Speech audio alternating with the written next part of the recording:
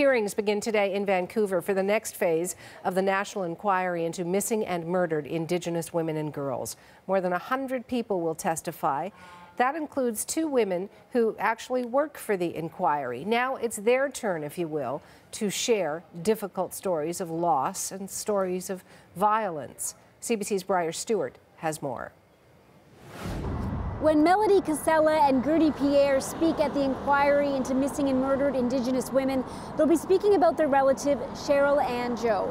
The 26-year-old was murdered in 1992, and her body was found here in this parking lot on the east side of Vancouver. She had been brutally beaten and mutilated.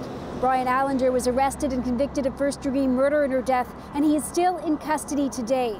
It was Joe's death that led to an annual march, which is held every Valentine's Day in honor of missing and murdered Indigenous women. The first march began just a few weeks after she was killed. A few dozen people turned out.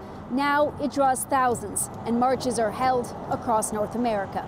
From something that was so horrific for our family and losing Cheryl, that something beautiful has come from the loss of our loved one. Cheryl Ann's cousin and her aunt work for the National Inquiry, and they've been involved since the beginning. One of them is a family support worker and the other is a health manager. They've been supporting hundreds of families as they go through the emotional process, and this Saturday they will be testifying.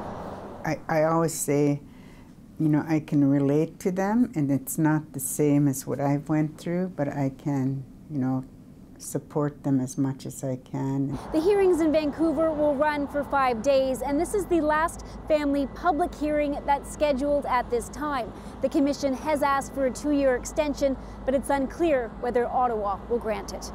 Briar Stewart, CBC News, Vancouver.